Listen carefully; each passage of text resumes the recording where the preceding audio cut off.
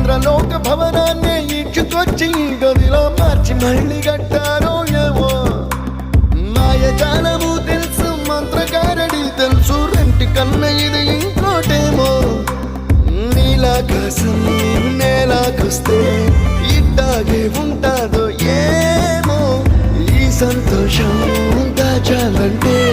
హృదయాలు ఓ వంద కావాలేమో ఇంతందంగా ఉంటుందా ఈ లోకం